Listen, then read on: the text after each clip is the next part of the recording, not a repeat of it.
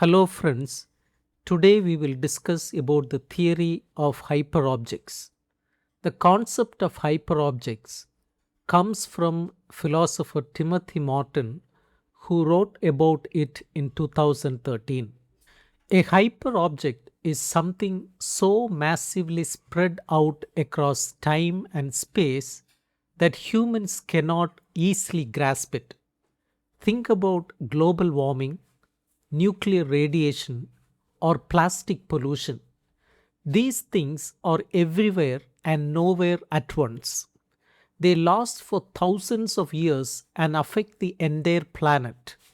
You cannot hold them in your hands or see them directly, but they are completely real and have enormous power over our lives. Morton builds this theory from a philosophical movement called object oriented ontology. This approach says that humans are not the center of reality. A person, a rock, an electron, and climate change are equally real objects. They just exist on very different scales. The historical background for this thinking is the Anthropocene. This is our current geological era, where human activity has become a major force shaping the earth. Morton points to two key moments: 1784, when James Watt patented the steam engine and started pumping carbon into the atmosphere, and 1945, when nuclear testing spread radioactive material across the globe. These events mark when human history and deep geological time became permanently intertwined. To understand hyperobjects, Morton describes five key properties: viscosity, non locality, temporal undulation, phasing, and interobjectivity. The first property is viscosity. In old philosophy, space and time were seen as empty containers where human activity happened. Viscosity turns this upside down. A hyperobject is so vast and all encompassing that we cannot stand outside it. We are always already inside it. When you think about global warming or step outside into a rainstorm, you are not observing from a safe distance, you are physically immersed in the hyperobject's effects. The more you try to study or measure a hyperobject, the more tangled up with it you become. It is like being stuck in honey. The illusion that we can step outside of physical reality completely dissolves. The second property is non locality. A hyperobject is spread across space and time so massively that you can never experience all of it in one place. Whatever you encounter locally is just a tiny piece of the hyperobject, not the whole thing. Consider global warming. When it rains heavily outside your window, you are not seeing climate change itself, you are seeing one raindrop, one storm, one weather event. The actual hyperobject of climate change can only be understood through complex computer models and vast networks of scientific observation. It exists everywhere at once but cannot be pointed to in any single location. This connects to quantum physics, where two particles can be connected across vast distances. Their behavior mirrors each other instantly with no signal passing between them. Hyperobjects work the same way. They are non local realities that appear only as fragments in our immediate surroundings. The third property is temporal undulation. Hyperobjects operate on timescales that dwarf human existence. They bend and warp time itself. Think about plutonium, which remains radioactive for 24,100 years. It will be dangerous for hundreds of thousands of years. This spans durations longer than our languages, political systems, and civilizations. When humans interact with materials like this, our normal sense of time breaks down. Time is no longer a simple line we walk along. Instead, time oozes directly from the internal nature of these massive objects. The fourth property is phasing. Because hyperobjects occupy dimensions beyond our normal perception, they appear to come and go. We only see glimpses of their true structure. Morton compares this to a three-dimensional object passing through a two-dimensional world. The flat beings only see slices of the object as it moves through their plane.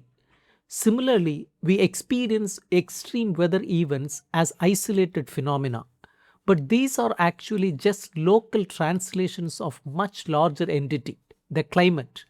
Hyperobjects are like the TARDIS from Doctor Who. They are bigger on the inside than they appear on the outside. The fifth property is interobjectivity. A hyperobject cannot be directly perceived. It can only be detected through the traces it leaves on other things. Causality is not some hidden engine running behind reality. Instead, it is an aesthetic phenomenon that happens between objects. When a hyperobject interacts with our world, it leaves signs, carbon signatures in tree rings, soot layers in Arctic ice, or radioactive traces in living cells. These interactions create a vast network that Morton calls the mesh. The mesh is not a single unified whole, it is a tangled web of relationships, gaps, and connections between objects. We only know hyperobjects through how they affect and organize other things in this shared space. The arrival of hyperobjects causes a profound shift in philosophy. It leads to what Morton calls the end of the world. This does not mean the planet will explode, it means our old concept of the world or nature no longer works. For centuries, Western thought relied on the idea of nature as something separate from human life, a pristine wilderness out there, a stage where human history played out. Hyperobjects destroy this distance permanently. When industrial soot falls on Arctic snow or radioactive isotopes enter every living cell, there is no untouched outside to escape to. The environment is no longer out there, it is aggressively in our faces. We can no longer pretend to be outside observers looking in. We are thoroughly embedded in a physical reality we cannot control. This is the age of asymmetry. Our scientific instruments give us precise knowledge of these massive entities, but our everyday minds and political systems are completely overwhelmed by them. In this new situation, humans are stripped of their old claims to mastery. Morton describes our condition through three terms: hypocrisy, weakness, and lameness. Hypocrisy comes from the impossibility of finding a neutral position. In modern politics, people often take a cynical stance, believing that by criticizing a system, they remain clean and untainted. Hyperobjects make this possible. If you drive an electric car, you still use roads made from fossil fuels, electricity from coal plants, and tires from synthetic rubber.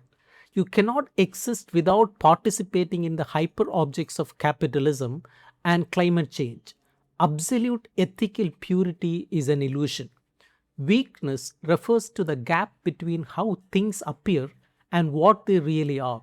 We can calculate global warming with supercomputers, but we can never see it directly. Hyperobjects expose the limits of human perception. Our senses are structurally weak when faced with the vast scale of physical reality. Lameness stems from the realization that all things are fragile and vulnerable. Hyperobjects force this vulnerability into the open. Our bodies are easily penetrated by invisible radioactive particles. Our advanced technology is completely vulnerable to shifting climate patterns. Humans are not sovereign masters standing above a passive world. We are fragile, exposed creatures navigating a landscape full of terrifyingly massive forces. Hyperobject theory demands a radical rethinking of ethics and politics. Morton insists that telling people the world will end unless we act now is a bad strategy. The stable world we thought we were protecting has already ended. We must move past both climate denial and apocalyptic despair. Our ethical task can no longer be about restoring a fictional, pristine balance in nature. Instead, it must be about learning to coexist with the non human entities that share our planet. Hyperobjects force us to abandon human exceptionalism. They demand that we acknowledge the vast, strange, and autonomous life of things. Only by giving up our illusions of mastery can we build an authentic, long term ecological politics, one that learns to inhabit the real earth alongside the massive entities that shape its future.